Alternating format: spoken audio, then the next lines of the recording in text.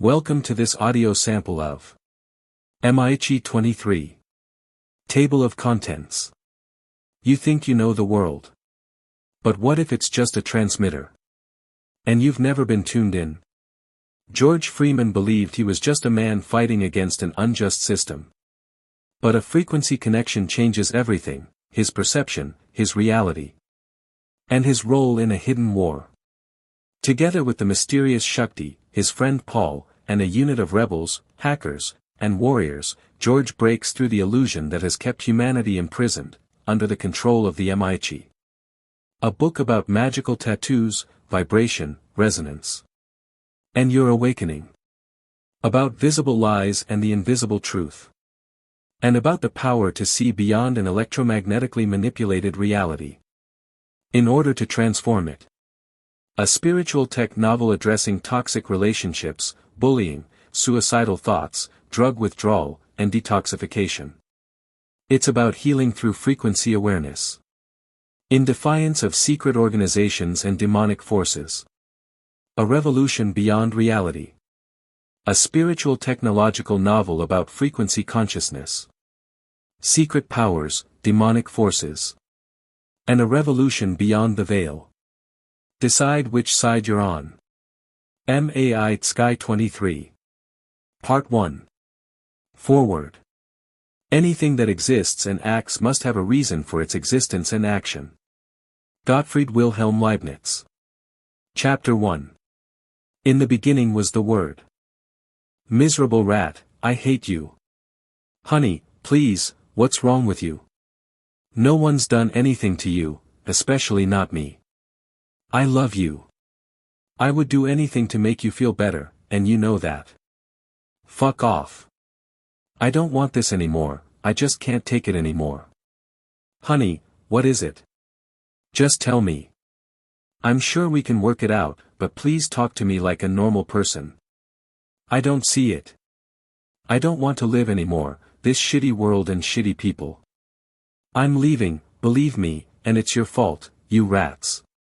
Honey, please, don't do anything stupid, man, you're losing it. He tried speaking into his communicator, but the last message didn't go through. Blocked, like so many times before. It was always the same, but today it felt so final that Paul truly believed his girlfriend might kill herself this time. His skin began to tingle. Everything was just too much. George tried to reassure him, but Paul was far too deep in his own thoughts, which were now manifesting more and more often in his body. He had to do something to relieve the mounting pressure within him, and so, almost intuitively, he unintentionally set the molecules before him vibrating. First slowly, then faster and faster, until the sheer energy of his feelings and thoughts sparked a frequency from within, which subtly transformed the vibration into a gentle sound, like magic. And so, from that moment on, a barely perceptible, dull humming moved through the air. Above them, the sky turned pitch black, as if drenched in ink. Lightning flickered on the horizon in violet-blue hues, as if the universe itself was warning them not to venture any further. The air grew heavy, almost suffocating, and an electric crackle lingered, making even George's skin start to tingle. Something was happening here, and George felt with absolute certainty that it was not of this world. He didn't leave Paul's side. When he saw Paul's strength fading, he supported his friend, holding him up. Why are you doing this, Paul? George asked quietly. Paul said nothing. Instead, it seemed as if a tremendous, almost unfathomable chaos of emotion was brewing within him, a storm ready to burst. George feared the worst, and meanwhile, in a prison tailored especially for her, Paul's girlfriend continued to kneel, trembling, her eyes wide. Her lips quivered as if possessed, muttering nonsense that only made sense from an utterly paradoxical perspective. Words filled with fear and despair. Tears streamed down her face as she pressed her temples, as if something was pounding against her mind from within. Exhausted, she unlocked her friend and spoke into the communicator. Rat. You betrayed me, she gasped. I'm out of here, and first I'll get some stuff, no matter what it takes. Then she blocked him again. Paul's stomach twisted. That wasn't her. That wasn't his girlfriend.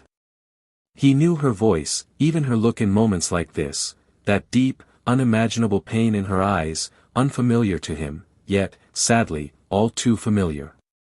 His friend George recognized it immediately and always warned Paul about this toxic behavior. It only destroys you, he would say.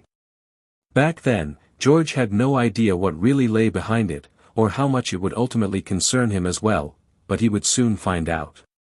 No. Those aren't your thoughts. Someone, or something, is messing with you, honey, we have to stick together.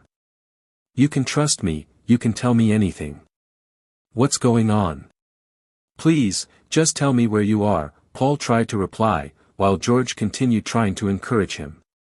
But Paul barely heard his words anymore. He was utterly focused, and at the very moment he tried obsessively to send his message, he realized, once again, that he was blocked. Meanwhile, his girlfriend's breathing grew faster and more erratic. Then she scratched the back of her head until she started to bleed, slowly freezing, like something had taken control of her body. Paul felt it, and George felt Paul. Everything seemed distorted, pathologically surreal, and Paul was on the verge of collapse. This isn't normal, George said, as an icy chill ran down his spine. For the first time in his life, he felt real fear, for his friend's girlfriend, and for whatever else might happen. And far away, on a comet racing restlessly through the void of the universe, two demonic beings were in the midst of a lesson, watching the events unfold with a certain satisfaction. Skazu, a tall, gaunt creature with parchment-like, leathery skin, stood atop a jagged rocky ledge. Her face was a grotesque mask of bone and shadow, her split tongue licking hungrily over her pointed teeth. Two blood-red fireballs burned in the deep hollows of her skull, glaring from slitted, cat-like eyes. Next to her crouched a smaller figure, Lilithfae, a being with shriveled, cracked skin. Her lungs visibly pulsed as if she were breathing from within, and her bony fingers scratched impatiently at the stony ground of the comet.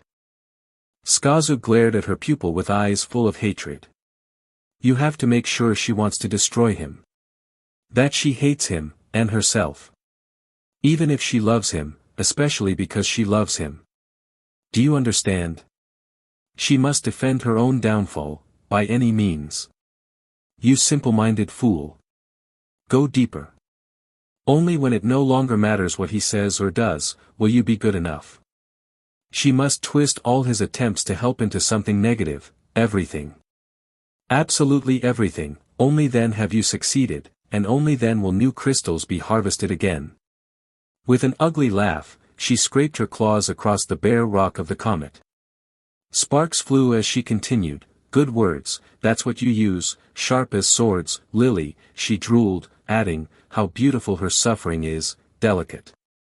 But you must not kill her, and you must truly make her believe that she is right. She has to believe it's real. Faith moves mountains, little one, that's not just a saying, but good faith also tears down mountains, thank God. Just listen, just look, oh, how she cries, how she despairs, can you taste it? Skazu was in rapture, while Lilithfae hesitantly licked her withered lips. No, I don't know. What exactly am I supposed to taste? There was a loud smack as Skazu struck her hard on the back of the head. Stupid thing, you'll kill her if you always just dive in through her solar plexus. Haven't I told you that often enough? Far too emotional, use her mind too, or we'll have to find another human female. How many more? You have to learn this someday, you useless thing.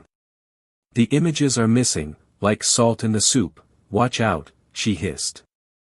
Then she straightened up, slowly stretched, and grew a good 30 centimeters taller. Her bony chest swelled, her eyes transformed from dark slits to two blazing fireballs. Lilithfae felt the energy around her mistress condense ever more, and began to take notes. You have to go to the crystal center, directly between her eyes, and about 3 or 4 fingers deep behind that, and then. Skazu closed one eye. The other remained open, at first fully, then she slowly squinted it, more and more, until her pupil was trained directly on Paul's girlfriend. She locked onto her target, saw right through her. First through her skin, then flesh, then bone, and finally deep into her innermost being. Instead of taking the detour through the solar plexus, TSCHI's gaze carved a path straight to the cinema screen inside the girl, and unleashed a wave of pure fear and hatred that, by itself, formed into terrifying images. Look at that, human child. Look how he takes her while you sit here doing nothing. Paul could sense what was happening to his girlfriend, but he couldn't grasp it, nor could he do anything. Helpless, he felt her scream, even though he couldn't hear her. He didn't even know where she was.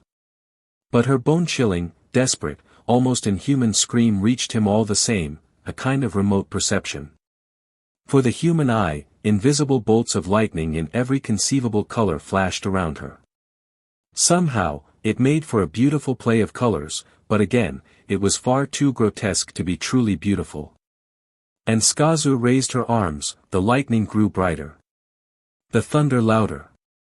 Look at it, listen to how he talks about you, feel how he degrades you. Paul's girlfriend trembled all over, her skin chalk white, her gaze empty. She didn't know that all her fears were unreal, so TSCHI's words continued to seep into her mind, like poison into a wound. But Paul, who would never give up without a fight, kept trying, in ways unknown to him, to gather all his energy, and George realized more and more, he was on the brink of collapse. Paul didn't know what or how he was doing it, but through his unconscious manipulation of the molecules, something was happening in the room, and George could feel it too. He held Paul in his arms, Paul's hands clenched into fists. George could feel Paul's heart racing. Memories flared in his mind, and a strange sensation flowed through Paul's fingertips. His body buzzed, and the ever louder droning sound kept evolving. The next moment, it turned into warmth, a warmth that even George began to notice with concern. Paul suddenly grew much too hot, he would have fallen backward if George hadn't been supporting him. Events spiraled out of control, and the state of this warmth shifted more and more into something like light, becoming clearer, an explosion. For at that moment, an uncontrolled burst shot from Paul's solar plexus in the form of an energy beam, right through George. An invisible shockwave raced through the universe, a wave of pure energy, fueled by his mind and the will for cosmic justice. The desire for healing and love radiated from Paul, and it hurled Lilith violently off her feet. The little demon was flung backward with brutal force, crashed against a rock, and howled in pain. TSCHI's eyes widened in surprise as the energy beam struck the comet, and she looked around in astonishment. Her pupils narrowed again. What the? This boy, not even 20 years old, then she saw Lilith, still whimpering in pain and gathering her notes. TSCHI laughed at her, full of malice. Another brief flicker, and the comet beneath them shook one last time. Damn, no crystals again, no harvest, nothing, Lilith was heard to complain, as TSCHI kept mocking her. And for a split second, just a fleeting moment, Paul had the feeling he was directly witnessing what was happening on that tiny comet. His gaze pierced the space between worlds, though he had no idea what he was seeing. Then he collapsed. The last thing he remembered was a hand catching him, George's hand. Chapter 2. The Beginning. George Freeman stood before the mighty building of the Supreme Court. It was a gray, foggy morning, perfectly matching his mood. His heart pounded wildly, though outwardly he appeared calm and composed. He adjusted his glasses with the reddish-brown frame and stroked his slightly graying 3-day beard.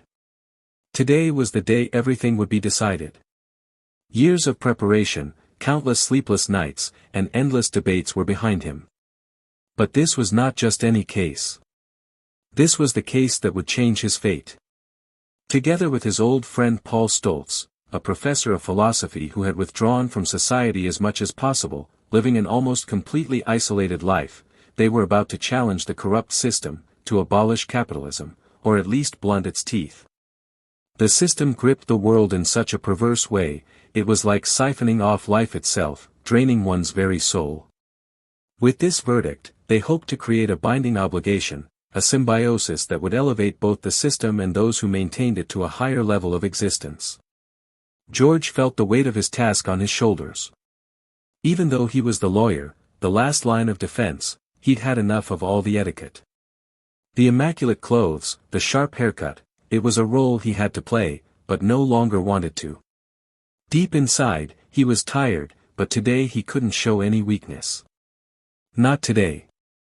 He opened the heavy wooden door to the courtroom and took a deep breath before stepping inside. The room was grand and impressive, with heavy drapes and mahogany benches. The pure decadence, which George had always despised, hung in the air. He saw the jury, the audience, and, in one corner, his friend, Paul, lost in thought on one of the chairs, his beard streaked brown and gray, his features striking. He looked old now, George thought. And gave Paul a brief nod as he walked toward the defense bench. It felt strange, this was the moment where everything would either begin or end. Tension hung in the air as the judge entered and the courtroom fell into absolute silence. "We begin with the case of Freeman versus capitalism," the judge announced in a serious tone, reflecting the significance of the proceedings. George couldn't suppress the sarcastic thought that it should really be called Freeman versus the machine. With a faint smile, he recalled a quote from Nikola Tesla, "The present is theirs, the future, for which I really worked, is mine." That thought sparked a bit of hope and made him stand a little taller. Tesla. The deep respect George felt for that man always brought him clarity and strength. The first statements were made, and George felt the eyes of the entire courtroom turn to him again. It was time for the real game to begin. He spoke of unimaginable injustices, of debt traps and ruined lives, of families torn apart, and of wars fought. He had chosen especially tragic cases for this trial, illustrating them so vividly and convincingly that everyone could find something of themselves in his examples. But something in the air felt strange, as if an invisible presence hovered in the room.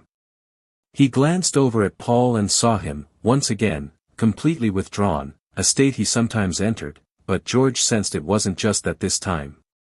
As he prepared for his next argument, his gaze drifted, and suddenly, he saw a woman in the back row. She was small, maybe 1.60 meters tall, with pale, almost ivory skin.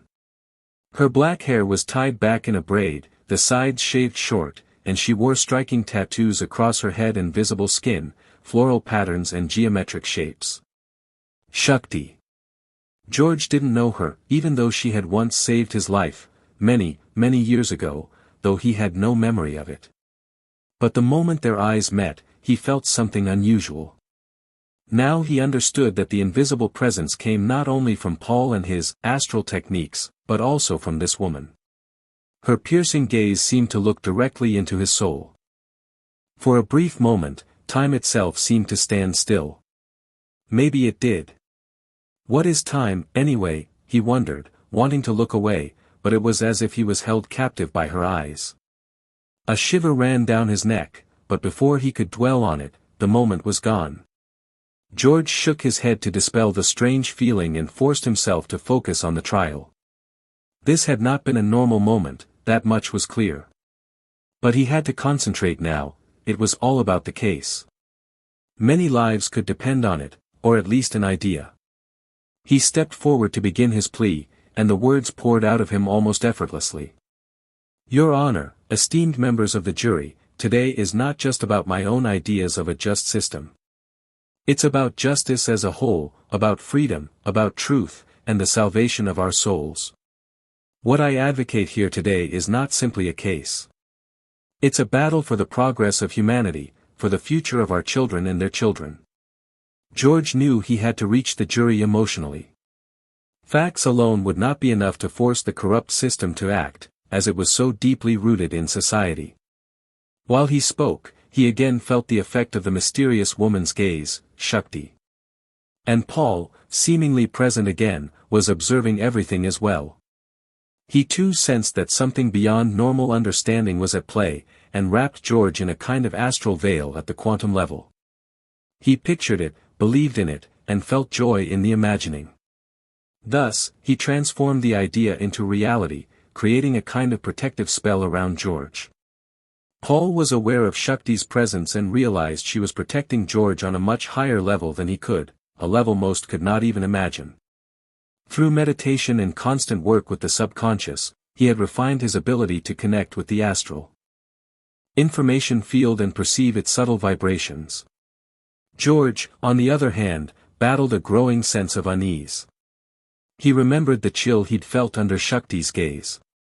But in the next instant, chaos erupted. While he was still speaking passionately, gesturing wildly, there was suddenly a gunshot. Windows shattered, and there was movement at the back of the courtroom. Paul collapsed, his head falling forward as if he'd been shot. In the next moment, all hell broke loose. More shots rang out, frantic screams echoed through the courtroom. People scrambled to escape, pushing and trampling each other. Simultaneously, rescue workers rushed against the flow, heading straight for Paul and immediately began to carry him out. The room was in full turmoil, people fell over one another and got up again. Mortal fear spread further, and everywhere desperate, terror-stricken cries resounded. It seemed as if all order had collapsed. That's what fear does to people, George thought briefly as he saw, amid the chaos, two paramedics quickly carrying Paul's body out of the room. His entire focus was on them for a split second, because a tiny, satisfied gesture made him pause. Shakti. She gave one of the paramedics a barely noticeable nod before leaving the room with the others. She appeared much too composed in the midst of all this chaos. What the hell? George didn't understand what was happening. His head was spinning. He wanted to go after Paul, but the chaos and sheer mass of people kept him away. Shakti, meanwhile, was already gone before George could even form a clear thought. And suddenly, he realized that she might have had far more influence on the day's events than he had first noticed. But how and why, those questions remained unanswered for now. As did the familiar feeling, as if he knew her. Paul, George called as he tried to push his way through the crowd. He'd just seen the paramedics carry Paul out of the courtroom, but before he could cross the chaos, the crowd kept pushing him back. No verdict had been reached, and any outcome seemed more distant than ever. So did Paul. Where is Paul, wondered George. I have to find him. Was he shot? Is he alive? And where is that woman? With one last glance at the door through which Shakti, Paul, and the paramedics had disappeared into the crowd, George resolved to leave the chaos behind and search for answers. He knew he had to find this woman, no matter how uncertain or dangerous it might be. Chapter 3. The Escape. George fought his way out of the courthouse and took a deep breath of the cool air as he reached the midst of the crowd outside. The streets were filled with people animatedly discussing the trial and the chaos inside the courtroom. He looked around, feeling lost, and saw a group of demonstrators loudly chanting slogans, "Down with capitalism," they shouted in unison. He spotted journalists, paramedics, and police officers, but neither Shakti nor Paul were anywhere to be seen. It was as if they had vanished into thin air. Where did she go, and where is Paul? George wondered. A strange mix of fear and fascination coursed through him. This woman had a power that both attracted and unsettled him. There was a certain danger to her presence that George couldn't quite grasp. But before he could orient himself amidst this chaos, she suddenly appeared right in front of him, as if out of nowhere. She stepped silently out of a shadow, fixing him with her blue-brown marbled eyes. "Come with me," she said quietly and firmly, her voice brooked no argument. "They're about to set up roadblocks." George hesitated, but something about her presence compelled him to follow. He knew that this was the moment that would bring him answers, and draw him even deeper into the mystery. The woman who had protected him and at the same time thrown him into confusion was his only lead. Shakti led him through a series of narrow alleys and dark backyards until they stopped in front of an inconspicuous door, marked only with a small, white-painted number 23. Without a word, she opened the door and gave him a brief nod to enter. George hesitated once again for a moment, but then stepped inside and found himself in a room that immediately radiated a peculiar atmosphere. The walls were bare and rough, and the room was sparsely furnished, but the center instantly drew his attention. A small aquarium, which began to fill with water seemingly of its own accord as they entered, stood atop a pedestal in the middle of the room. Inside was a crystal pyramid with a golden tip, and as the water reached a certain level, the pyramid began to emit an unfamiliar energy. George felt a subtle surge of energy ripple through his body, as if the air around him was electrically charged. "What is this place?" George asked, glancing around in fascination, trying to make sense of what he was seeing. Shakti stepped closer, her gaze resting intently on him. "This is a place of protection. Here, you will be safe, and here your healing will begin." George was confused, but something inside told him he could trust Shakti, even if he still didn't quite know why. The charged feeling in his body intensified as the pyramid in the aquarium began to glow softly. It felt as if the cells in his body had started to dance, and a deep, almost grounding calm settled over him. "You will fall into a relaxing, healing sleep," Shakti said softly, her voice almost hypnotic. It was calm but also carried an undeniable command. George felt his eyelids grow heavy, as if an invisible force was gently pulling him into sleep. "Why are you doing this?" he murmured, just before his consciousness faded away.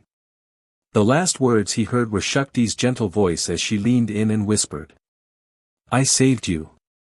Soon, you will understand, and I believe I've fallen in love with you, my dear George." Those words echoed in his mind as he drifted into a deep, peaceful sleep. Shakti stood silently for a while, watching George slip into his healing slumber, then reached for a small communication device and activated it. "He is safe," she said quietly. "And Paul, too. We have saved them both." For the first time, she spoke her feelings for George, a confession meant only for herself and her organization to hear. She knew her mission was not yet complete. George would play a decisive role in the next chapter of their lives, but for now, what he needed most was rest. Shakti took one last look at him before leaving the room, the pyramid still pulsating with its energetic glow. End of sample. Thank you for listening. You want more? Then follow the channel for new short stories appear every 23 of the month, free for 2 months at EmAiTschi23.blogspot.com.